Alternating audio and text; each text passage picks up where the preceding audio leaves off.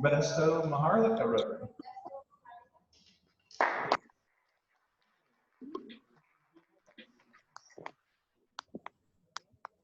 The visiting Rotarians on Zoom. Let's see. Hey, get what you pay for. All right, what about guests of Rotarians? Adam's got a I guess. see Adam has a guest. Hey, good morning, guys. I have Mila with me this morning. Say hi. Hi. Hi, Mila. Any other guests of Rotarians? We have Deborah Hendricks on here. She's a guest of past president.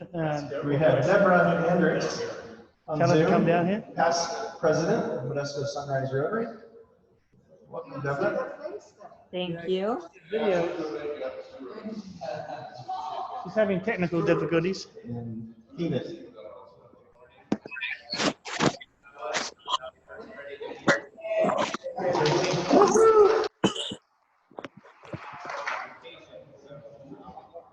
That's not working.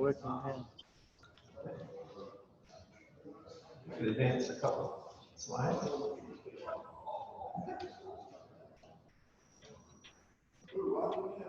And don't forget to like, post, and invite.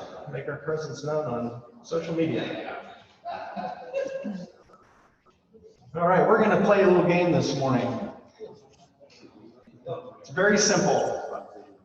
It's called Name That Rotarian. And I am going to, there we go.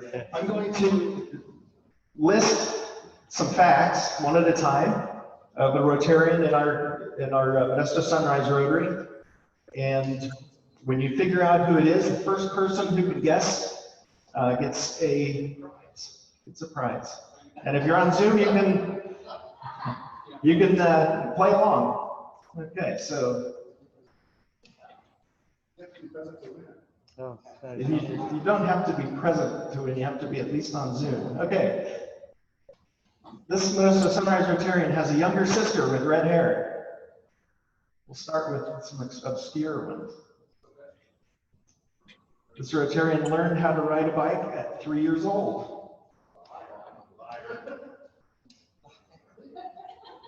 This person participated competitively in 16 different sports. This Rotarian was 5'2" at high school graduation.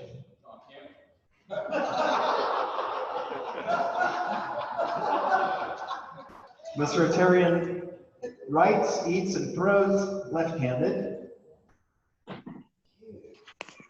And he bats and golfs right-handed. I just gave up 50-50 here.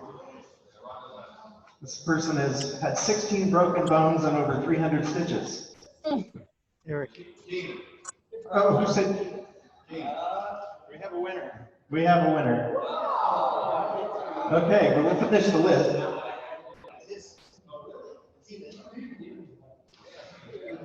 Keenan is the Rotary. His favorite sport is golf, and he in fact was a golf pro.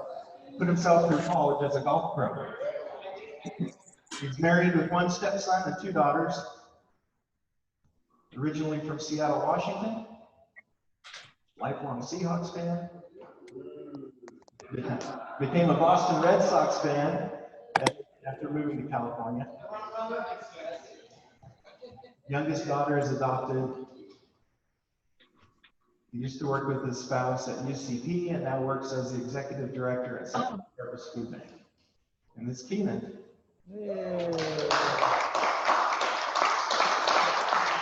So, Keenan, who was president when you joined Rotary? Isn't he still 5'2"? Still here? And you're still here.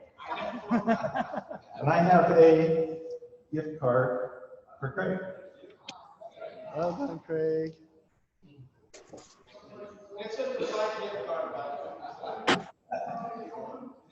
Okay, announcements. Dues, if you haven't paid your dues, get those in. We've paid to the district and to Rotary International, so we need to get more money. Make Dreams Real Golf Tournament still scheduled for September 17th. And the kickout party, September 26th. John Anderson is putting together the new placemats, and he has a little over 30 ads committed. He's still looking for some more. So if you want to get a business card size ad, put it on the placemat, give John Anderson a call or send him an email.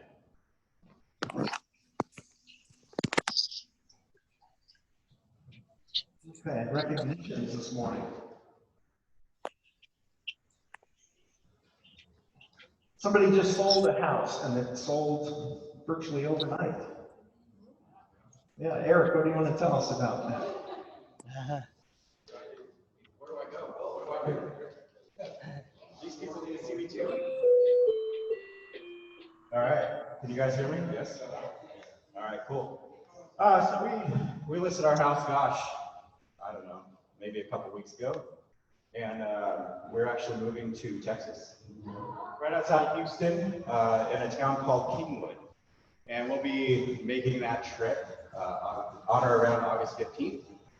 That's a picture of Houston right there. Yeah, lovely Houston. There's our new house that we just purchased on the left, which is, hey, I gotta tell you, the California dollar stretches pretty nice wherever you go. We made this decision to move, gosh, I want to say probably over the last year. My oldest son is just graduated high school at Big Valley Christian, and he's leaving, and there's not much really keeping us here. No, I didn't get to finish, man. It's a harsh room, right? All I was gonna say before you interrupted my moment, Mr. Rolo over here and fancy pants over there, was some of the most meaningful relationships I've had since I've been here. I've been a Rotarian, which is truthful, and it's true. The people I'll miss the most is there's a lot of you in this room that I will miss a lot. But at the same time, over the past year, we've talked about moving. We've talked about relocating and really living, you know, the life we want to live. And since COVID hit, it really just kind of made us think a little bit more of, you know, what are the things we really enjoy doing? What do we like the most? We looked at some various states and we wound up in Houston. So that's kind of the journey. That's where we're at today. And like I tell my kids, with technology, we're only a Zoom meeting away. That's we're right. only a text away. We're only a Facebook message away. So we'll be following you guys, I'm sure. And thank you for the opportunity. What's that? We're anticipating moving August 15th. We're getting married August 1st in Lake Tahoe on a yacht, and we're getting a marriage license today at 8:45 a.m. So yeah, so there you go. That's where we're getting married. It's no. We're going out to sea, and whoever makes it back will be good. Very good.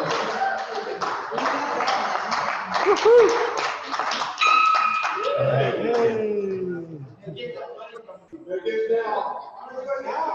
All right.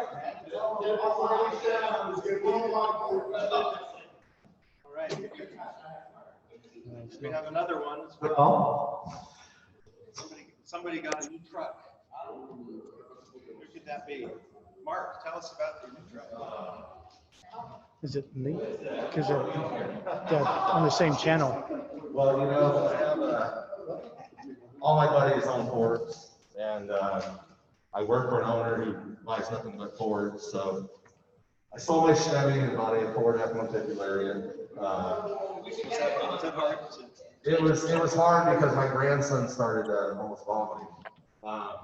My brother called me and said if I have an extra pair of shoes, I can leave in the truck. I didn't know what that was for until he told me to walk on. But no, I love it. I'm a Ford guy. I still have gonna get a Chevy Corvette here in probably about a year. But I love my F-150. I'm glad they're doing it. Woohoo! Good job, Mark.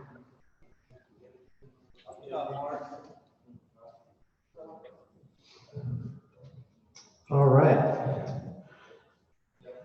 I want to introduce our guest speaker this morning. Andrew Hendricks has a presentation for us. And Andrew is the husband of former Modesto Sunrise Rotarian past president Deborah. Andrew spent 24 years at the Stockton Police Department, and he retired from there in December of 2019. He was hired by the Stockton Police Department as an officer in 1995, and as an officer, he was a patrol officer, field training officer, investigations, CASA, I believe that's court appointed special advocate. Could be, okay. Child abuse, sexual assault, that's what CASA is in this case. And he was on the critical incident investigations team.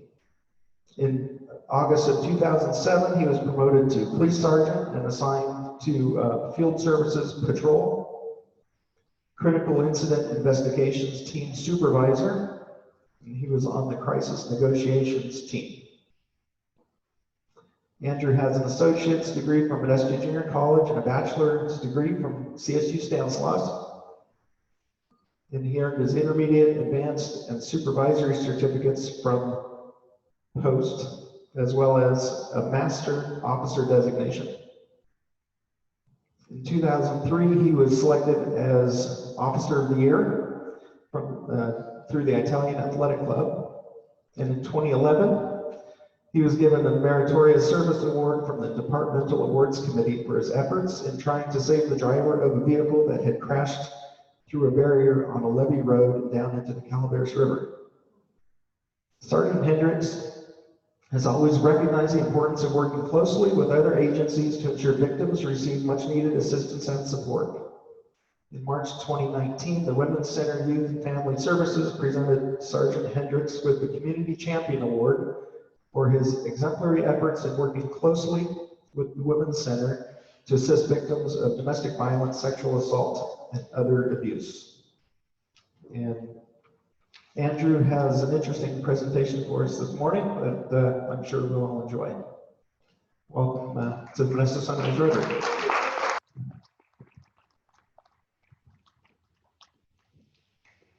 Gee, this is kind of nice. I don't know where the back table papers are. Put your hands up, guys. I tried to convince my lovely wife Deborah to come here this morning. I see she's on Zoom. I wish she would reveal herself, but she's not. Yeah. So she's up there somewhere. Anyway, this started because we were at dinner at John Marianne's house, Bob and Martha a few months ago, and somehow this conversation came up, and so there were several glasses of wine and other spirits, and it probably seemed a lot more interesting than it may actually be. But if you're really into crime stuff or you're into this kind of thing, if you're a junkie on that, it is actually very interesting and also very sad. So if you could put up that one picture of this fine fella when he was a new hired police officer. So this is Mr. Robert D'Angelo. He is known as the East Area Rapist, the Golden State Killer, the original Night Stalker, etc., etc. My interest in this case actually came well before as a police officer. I'm sure most people here remember the terror that was prevalent at the time in the Central Valley, Sacramento, Stockton, Modesto, before it moved to Contra Costa County. My ex-wife and I, she was so terrified that, well, I actually was terrified too, but I would actually move a dresser against the doorway of our bedroom, because your goal is to buy time and to be aware, because if somebody's coming in the middle of the night, 1 or 2 in the morning with a gun and a flashlight and all the other paraphernalia he has, you're in trouble. So I remember that terror going through the community here in Modesto very clearly, just like as yesterday. That was 1977, 78. So I was always interested in this case. I became a police officer and it kind of actually died down, but my interest rekindled in about 2010 when I became supervisor of the child abuse sexual assault unit at Stockton, domestic violence. And one of my functions, I was the Stockton point person for the East Area Rapist Task Force. There's two task forces, one in Northern California, one in Southern California. I never really actively participated in it because it was a lot of work if you did. And we were going through bankruptcy, so we were very short of resources. And but I got interested in it again, and I started doing a lot of reading. And I don't know if anybody's read Michelle McNamara's book that came out, Gone in the Dark. And there's numerous miniseries on it now. And if you want to really get into this, the information out there is up to here, but just be careful if you go down the rabbit hole, because once you start going down there, you'll just keep going down and trying to find out what's, it's really can grab you and just catch you. So this fine fella, Robert DeAngelo, he was born in New York in 1945, raised up in Sacramento, up in the east side, Citrus Heights, Rockland, that kind of area. He joined the Navy in the Vietnam War, 66, 67. He served on the USS Canberra and another ship, I'm not sure which one. And when he got out of the Navy, he came back to the Sacramento area, where he ended up going to school, Rockland JC, got an associate arts degree in criminology. And then he actually ended up getting a bachelor's in criminology at Sac State. So, but there must have been some red flags with this guy. I don't know, that's just my opinion. Because here's a guy, especially in those times, he has a 4-year degree in criminology. He did like internships up in that area in police work, basically working for free. And yet the guy never gets hired. He finally gets hired at Exeter PD. Exeter's probably, I don't know what the force was at that time, maybe 7, down by Visalia. And so that was in 1976. So how many years, that was in 1973. So you got several years from the time he left the Navy before anybody would even hire him. And it was a little, nothing against Exeter, but a little Podunk PD. It was probably, well, that's the only reason you're going there unless you're born in Exeter, is because somebody hired you there. So there had been something wrong with this guy right from the beginning. So lo and behold, he was the burglary specialist there, whatever that is. Lo and behold, and this was a theory for a long time, but it wasn't confirmed until he was arrested. He was a Visalia ransacker. So the Visalia ransacker was somebody who did over 100 burglaries in the Visalia area, which is just a few miles from Exeter. And this is where he honed his craft. So most people who move up to homicide, they start as kind of like other occupations. You start at a lower level in burglaries and car thefts and move on up. Well, this is what he did. He was vandalizing in people's houses, and he was burglarizing. And he'd go in there and he would take the women's lingerie and just kind of throw it all over, and he'd steal little mementos and things like this. So it was nonviolent, but he got really good at his craft. He developed his surveillance techniques, his ability to break into the homes. In those days, we kept our windows open. The windows were crap, for lack of a better word. The locks were like not very good, and if you even locked your door. So, but he developed this craft. Well, lo and behold, something went wrong. There was a professor at the College of Sequoias, I think his name was Claude, I can't remember his last name. Mr. DeAngelo had gone into his house in the middle of the night, and he had decided that in his surveillance, had observed that there was a 17-year-old daughter living there. And so he decided, and this was kind of a big step from burglarizing to now you're committing a crime against a person. He decided he went through the daughter's bedroom window. And then he decided he was going to escort her out of the house, basically kidnap her for whatever nefarious things he was going to do, which obviously were pretty nefarious. Well, her dad heard a noise and he came out and saw them and he ran outside. By that time they were on the patio and he accosted him and D'Angelo shot and killed him. So that was actually his first killing. And nobody knew it. Nobody knew it was a guy. That was in 76, I believe. And another crime of violence down there, the Visalia Police Department had put a task force together because of all these burglaries, and they were trying to catch him in progress. So they, of course, did surveillance in the areas that he was targeting. One of the detectives was in a garage next to a house that they thought could be a target. He actually observed what later proved to be D'Angelo looking through the windows and getting ready to burglarize it. And he came out, accosted him. D'Angelo ran, jumped over a fence, and then he turned and he fired into the detective's face. And so the detective lived, but it shot his flashlight and shot into his face. So those were his two first crimes. But now it's getting a little hot down there for him. So he apparently had done such a great job at Exeter that the city of Auburn hired him as a police officer in 1976. So he left Exeter and moved up to Auburn. Well, coincidentally, the East Area Rapist crimes started in 1976. So Mr. D'Angelo, in hindsight, he and his wife, he married a lady who actually became an attorney, which is kind of interesting. And so they bought a house in Citrus Heights, on the east side, unincorporated at that time, like Rockland and some of the other places up there were.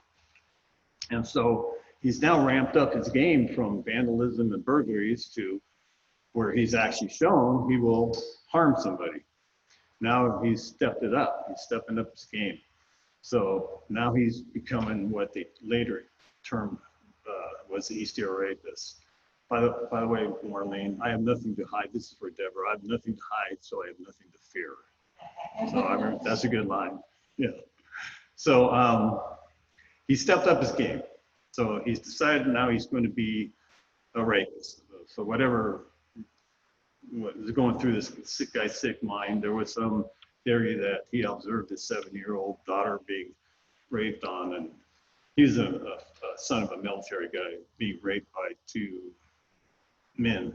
So there's some theory that maybe that set him sideways, but nobody knows, you know.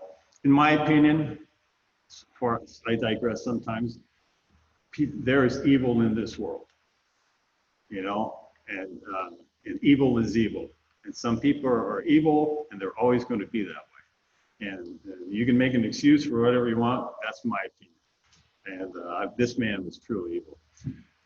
Anyway, he started committing his crimes and now he stepped it up into rape. So his MO was he's very good. I don't know where he got the energy to do this. He worked during the day, I guess he worked.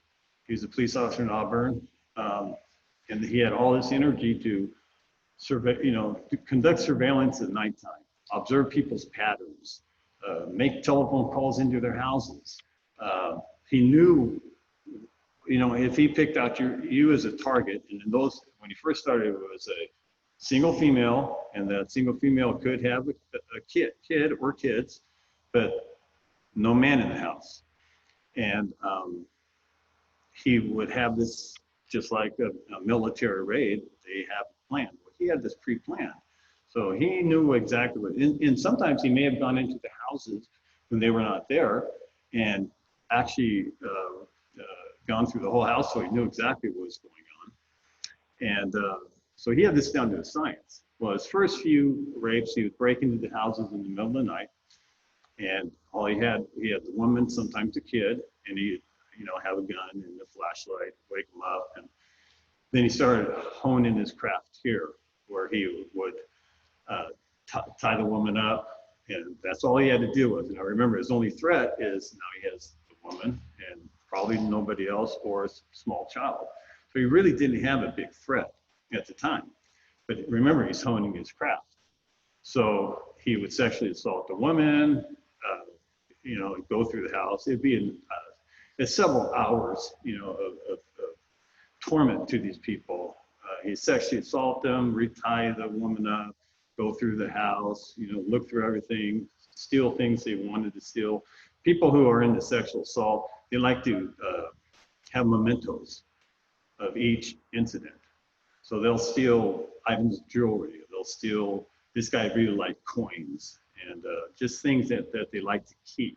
So when we'd investigate sexual assaults and child molestation, we'd always be looking for these mementos too. And they don't really get rid of them. It's kind of like their scorecard. So that's what he would do, and there'd be a several-hour process, and he'd be gone in the dark, as Michelle McNamara entitled her book. So he did this for several times, and then the entire Sacramento community was in terror. I can't remember her name.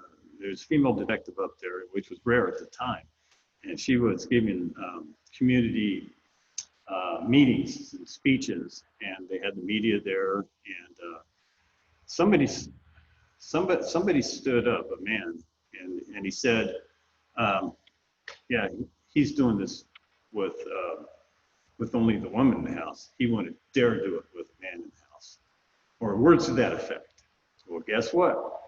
D'Angelo was probably in that audience, because his next crime involved a man. So, I mean, a woman and a man. So now he stepped up the game again. You remember, this is much more dangerous for a perpetrator, because now you're dealing with more than one person in the house. So now he's gone into the next level of his crime, and he breaks into the house, same MO. He comes into the room, has a flashlight in your face, gun in the head. He has a woman tie up the man with shoestrings, and then as soon as he's tied up, lying face down on the bed, and he ties up her, then he reties the man. Now, one of the theories about his background before it was confirmed was that he was probably former military, maybe Navy. He was into knots. They call it, one of the nicknames was the diamond knot killer, rapist, because he had particular knots he would tie. And the other theory was he could have been in law enforcement. And lo and behold, both theories ended up being true. So then he would tie up the man, and then he would pile dishes on the back of the man and gag him, and just hideous stuff. And then the whole night of torment. So then you got to remember now, let's say, you know, for the men in here, put yourself in that position. You're unable to protect your loved one. Your loved one's being sexually assaulted. You don't know if you're going to be killed. You don't know how long this is going on for hours. And you know, you're tied up so tight that the people's hands would swell, and it would take days, hours or days for it to go back to normal. And the terror that went through you. And so I spoke to both of our victims' families up in Stockton after D'Angelo was caught, and they still and you got to remember, the man is a victim too, maybe not to the same extent as a woman, but you're in the same position. You're in that position of helplessness, terror, and you're feeling guilty that you couldn't protect your family. It's just horrible. So this guy continues his string of terror through the Sacramento area, the east side, and this gets worse and worse. And then he decides to venture out. And in '77, he hits Stockton, does one incident in Stockton, does another one in Stockton in '78. He does two in Modesto. I believe it was '78 on both of those. And that's when, you know, our community really experienced terror. So he's starting to spread out a little bit. But then at one time, I think it was at the end of '79, a couple things happened.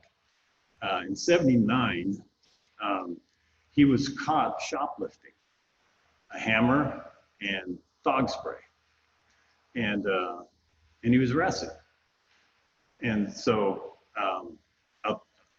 the Auburn police, they fired him for the shoplifting incident, you know. And so now he's jobless.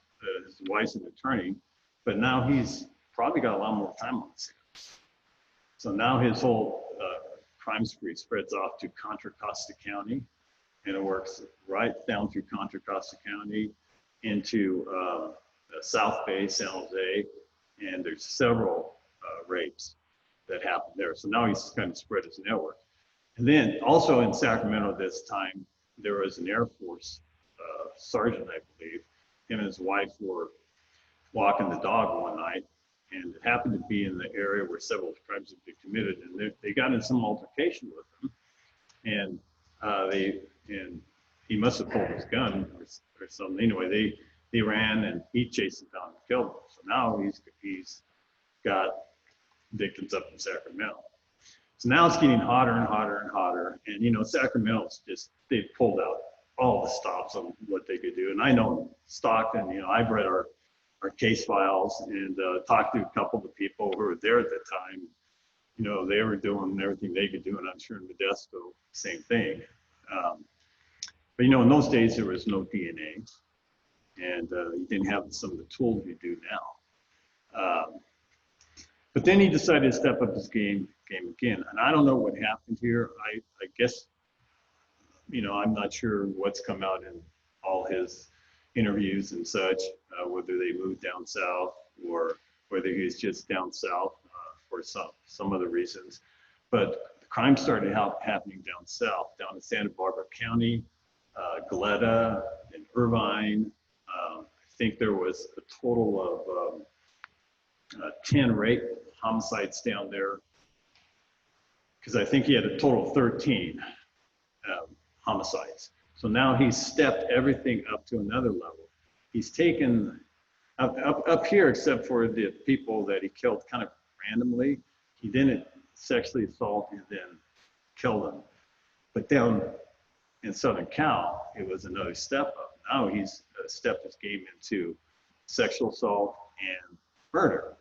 And, if you go through read the crimes and go through it, they're all just horrible, just horrible, And he, except for one couple who got away, he killed every single, at least female, sometimes both the female and the man, if they were there. So that went in 1980 and 1981. Then I think there was a gap, and then he committed one more crime in 86, and that was the end of it. So basically he started the vandalism in 73 in Visalia, started the first sexual assaults up there in Sacramento in 76, moved down south, and they didn't even know these were connected between the north and the south. So they didn't know that the Southern California crimes were connected to the Northern California crimes. That didn't become clear until 2001, when the DNA started becoming more active, and they were able to tie the two together through DNA. Now here's some things that have come out from this. So I think it was a Harrington couple that was killed. Through that process, our DNA databanks in the state of California were developed. They were one of the big reasons that those were developed. So it changed in the early 2000s, where if you arrested a person for a felony, you could swab them, and send that into something called CODIS, which is a DNA data bank monitored by the FBI. And then that 13 loci pattern was in the data bank. Now, it doesn't mean that there's a name attached to it. So they had DNA from D'Angelo down south mostly, but they never had a name in it, because guess what? He was never arrested, except for the little crime of shoplifting, which you don't swab, and of course you did at that time anyway. So because he was never entered into any data bank, there was nobody to match up to. You were an unknown suspect. But they knew that whoever this was, that he did these crimes down south, and they knew they had done them up north. So as DNA developed, and it got, this whole thing became to the front burner again, I think it was 2013. Michelle McNamara started writing true crime diaries, I think it was, and a lot of stuff started coming out about it, bringing more interest into these type of people. And then in 2015, I believe it was, there's a gentleman named Paul Holes. And this guy is amazing. I met Paul a couple times. Paul was a criminologist in Contra Costa County, investigator. And he was an expert in DNA and just a really intelligent person. And he was a big part of the Sacramento task force. And he came and collected, he met me in my office in Stockton and collected everything we had on our two crimes, but we did not have any DNA, just connected. But what he did, he came up with the idea, and he worked with a lawyer from the FBI, I believe it was, but he's the one who came up with this idea. But he came up with, no, and it's happening all the time right now. You've probably seen it in the news throughout the country. So if you remember, at this time, you don't know who this guy is, but you have his DNA taken from, I believe, 9 or 10 different sites. So now there's a open public database, genealogy database. So you have 23andMe, Ancestry.com. And how many here have been swabbed in one of those? Has anybody done that stuff? Okay, so you get to find your ancestors, right? And that's a good thing if you want to do that. But if you're trying to protect some criminal in your who's related to you somehow, that may not be a good thing. Of course, you probably don't really care, and let the guy get caught. So there's another open public forum called GED, or JED, however you pronounce it, and I can't remember what it stands for, genome something or other. So Paul came with the idea to upload the DNA hits, how it reads out in the scientific world, up into that database. Now, in that database, voluntarily, people have loaded their results. So you have Ancestry.me, for instance. You have, Ancestry.com, 23andMe. And then you have this other thing. So now you've uploaded your results because you want to find other relatives. Now, you're looking for especially people who are really into this, they're looking for other people. And we have some friends that he is so deep into this stuff. He's a perfect person, and I'm sure there's people in some of your families who may be really into finding natural relatives. Personally, I don't want to know anybody I'm related to. I could care less. I've never been swapped for that, and never will be. When my father told me when I was in high school, he said, "Andrew, you come from a long line of peasants, so don't get any fancy ideas." Well, that kind of told me about everything I need to know right then. So anyway, so now you're taking the science from just DNA into genealogy. So now you've got the genealogy specialists working with the scientists, and they're building family trees. So they went back, I believe, great-great-great-great-grandfather of D'Angelo. They went all like 5 or 6 generations back and found a common ancestor. And then they built several family trees, and I don't know how many people are in all these family trees, hundreds at least. And now you have these family trees, and you find the most likely candidate who could be matched to you. Now you remember, this is not your direct relative like a parent or a sibling or a child. So it's not going to be a complete match, but it's a likely candidate. So I know that in this particular case, they found a gentleman in Oregon who looked like a likely candidate. Now the investigators have to do their work too, because now they have to build work on, they do research on a candidate. They try to find out, okay, where does this person live? What is their background? Have they, they'll know everything about this person and see if that matches out where these crimes were committed. So if they couldn't possibly have, if they lived in New York when these crimes were committed, it couldn't possibly be this person, because I don't think they're going to get, and I don't think you can do this on Zoom either.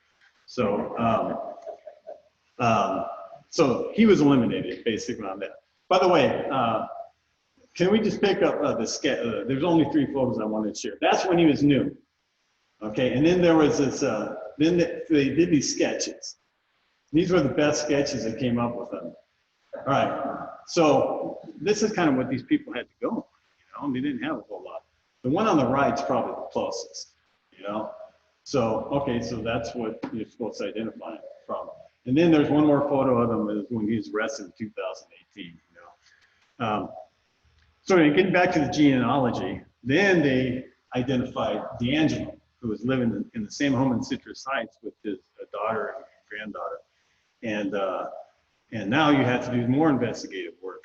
Okay, so he's your likely target. Now you have to conduct surveillance.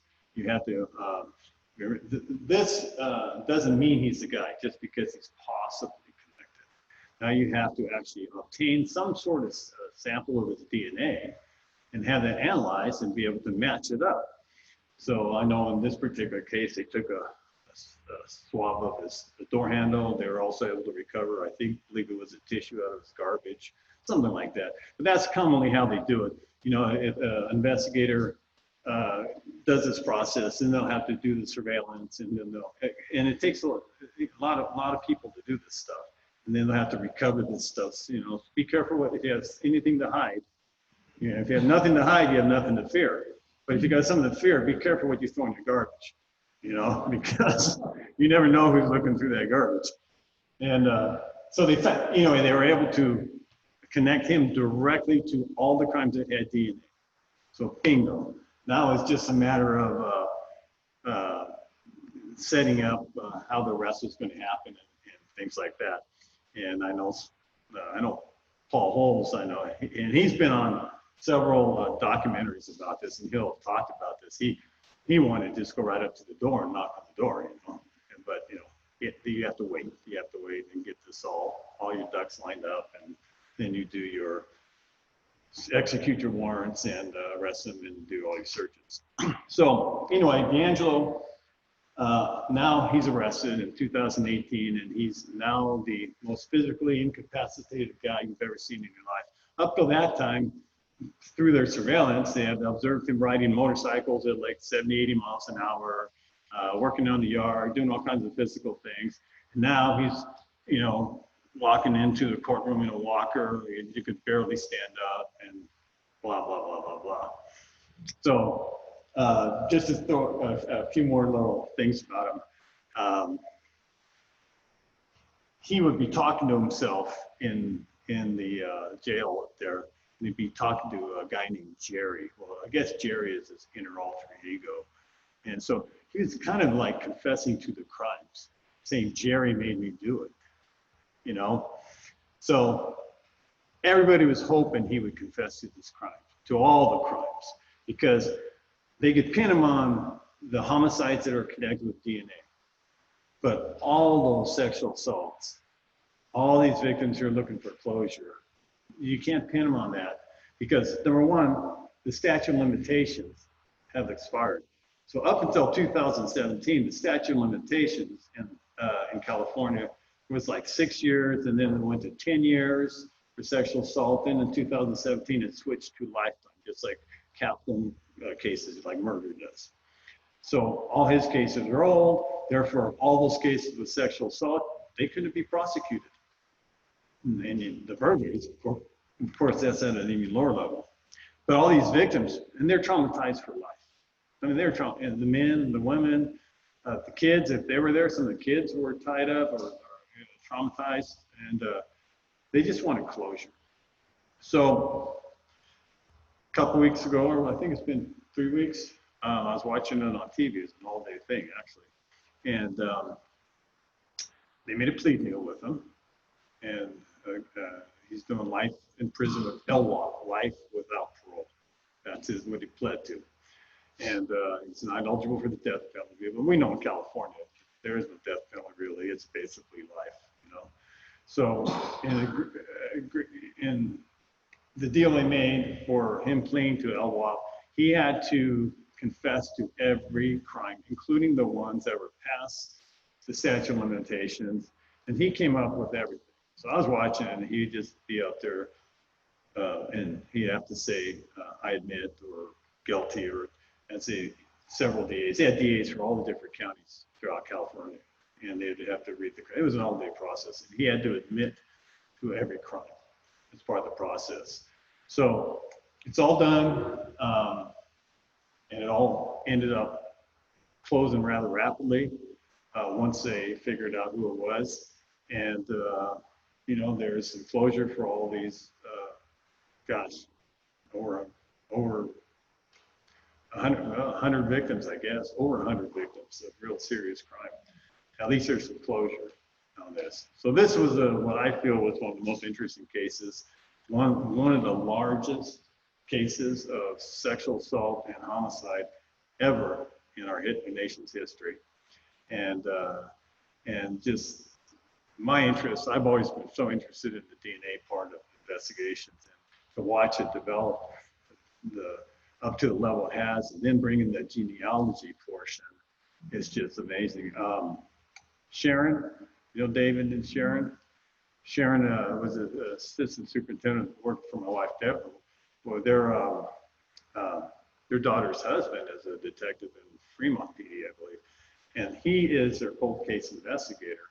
And this is what he works on now. And so he's able to go all throughout the country working on this. And several agencies are starting to add this in, especially ones that with more money have more resources. So you'll see every once in a while, you'll read in the paper, see on the news, this person arrested from Washington State for multiple murders from 30 years ago and blah, blah, blah. You know, and it's more and more and more. Well, it's all because of the genealogy aspect of the DNA. And it's just a lot of people who thought they were safe, they're going to be held accountable. So that's it. That's East Air Rapist, Golden State Killer. I wish we had a few bottles of wine to make it more interesting, but we don't. So that's my presentation. Does anybody have any questions?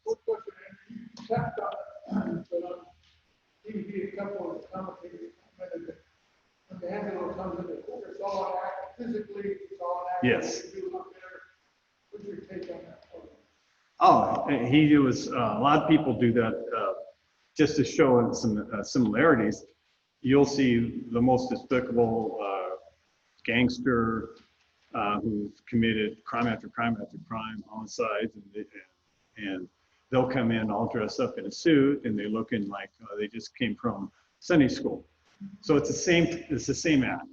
He's coming in and showing he's by his feebleness and inability to his incapacity mentally. He's looking for anything that would change the jury's attitude. So let's say this went to a jury trial, which it did not do. So those kind of things sometimes play on a juror. Okay, so you never know what you have in a jury trial. Somebody could just look at the guy and have sympathy for him and say, well, okay, can't be the guy. He was physically not going to see.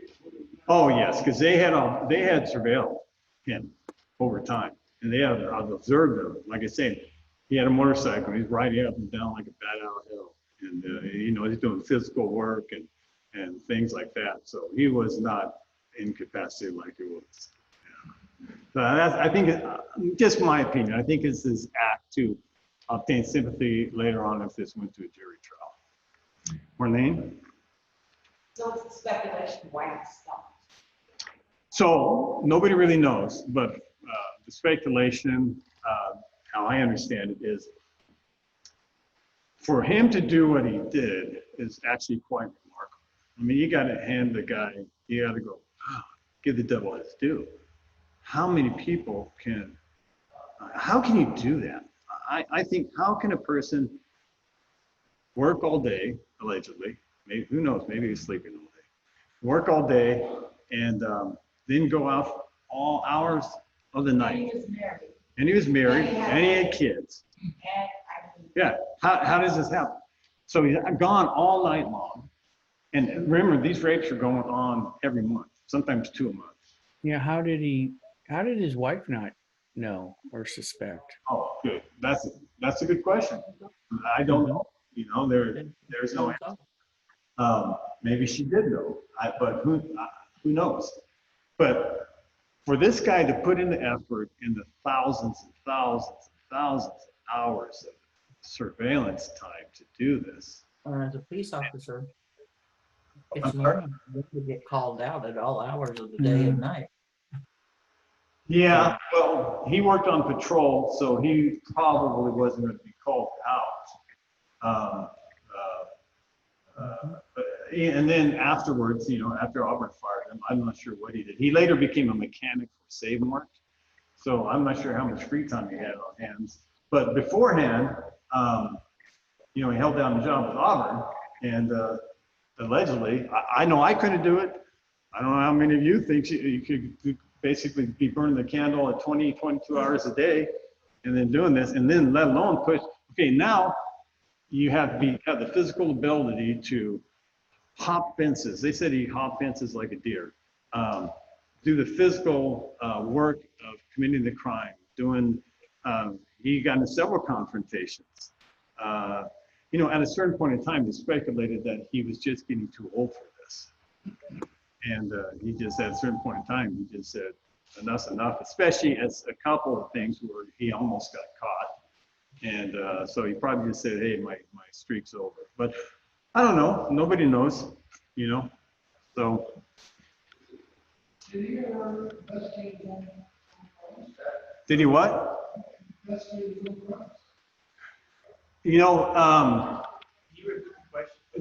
the question was, did he investigate his own crimes? Well, in Exeter, which is a few miles away from my cell, he couldn't have because it was a different agency. And I don't think they were part of any regional task force. Although he was their alleged burglary specialist, whatever that is. I don't know how many people they had on the department. Had been less than 10. Though. And then in Auburn, he was a patrol officer, and to my knowledge, no crimes happened in Auburn. So I would think not. But obviously his job gave him on-the-job training of some of this. So it's pretty disgusting that the guy in that profession actually did what he did, you know, but there's bad apples everywhere. On that note, Andrew. know if he used his power of authority to, in the early days to, you know, That- use his badge and, you know, sort of do surveillance? To my knowledge, no, but yeah, he's living double life. Possibly he used a service weapon, or possibly he used other weapons. That I don't know. Maybe the investigators on the task force would know that. I just don't know the answer to that. To my knowledge, though, he never, in anything I've read on it or watched, I've never seen anything where he flashed the badge. Because, you know, he's coming in the middle of the night.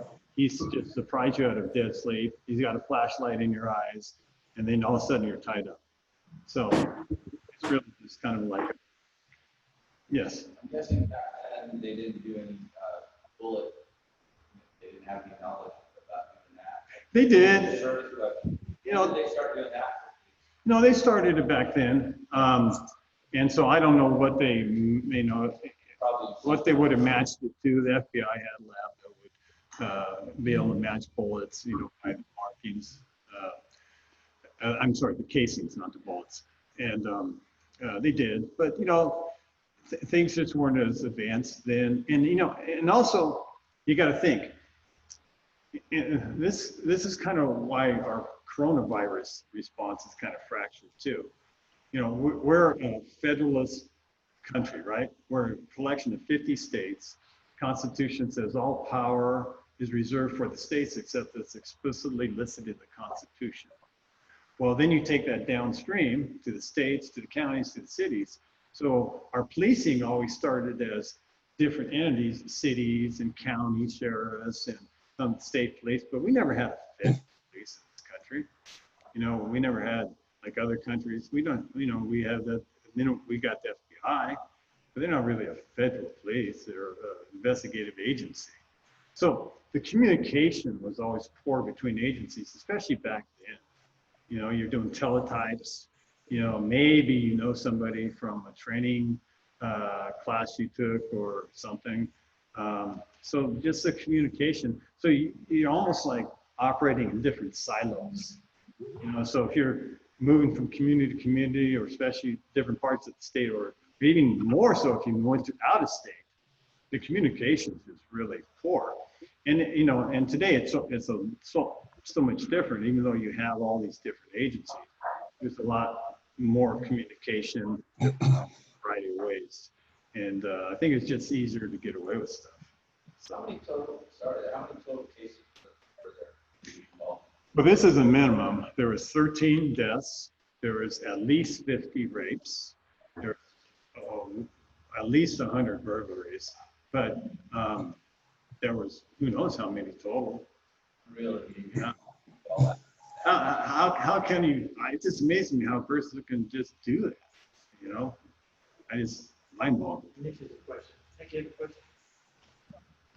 Big message out. What's that?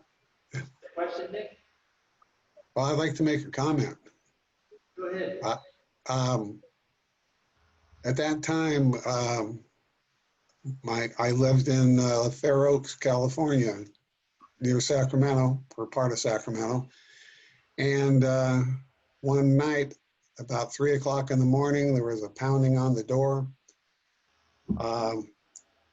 I slept at night with a gun on our bedstand because it was so frightening. He had hit in the area.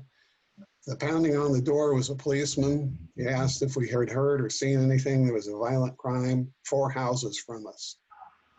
And I've never been that, you know, concerned or frightened, I don't think, in my entire life. I had 3 little girls at home and a wife, and it was all around us. And to have it 4 houses down was a real awakening, I tell you. So Nick, I'm so glad that you were able to tell us that, because the age of the room, we all experienced the terror pretty much if you lived out here. And like I was telling you about my experience, you know, we put the dresser up there. I didn't have a gun at the time, but I had one of those big old knives, told it's knives, and I slept with that next to the bed. And you're even much closer, and just, I mean, like a stone's throw away. And so the fear that you're expressing is exactly the fear that went through the community. Yeah. Yeah, it's amazing. It's just hard to express how it terrorized so many people. Anyway, any other questions? I wish my lovely wife's picture was up, but she still hasn't revealed herself. Thank you very much. All right, well, thank you. Thanks, Andrew.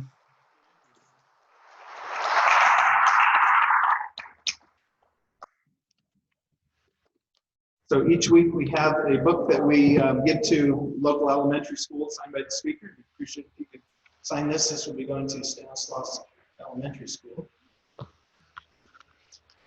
And there's one other thing I can't ignore any longer. Jeff and Tom showed up today in San Jose State, Mass. As you know, I'm a Fresno State graduate, so San Jose State Mass is unwelcome. So I'll give you 1 free week, but if you come back with those next week, there will be a line.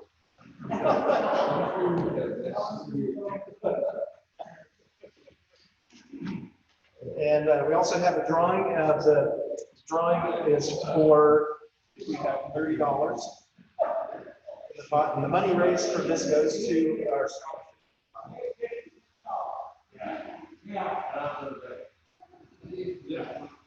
Okay, the number is 8460697. Monica. Hey, Monica.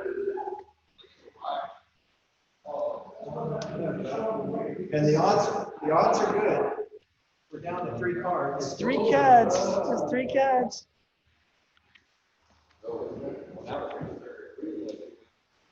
What you got? What you got? Oh, Jack. No. This is Jack. Wow. Down to 2 next week. Right. 50% chance next week. Program for this week. Go out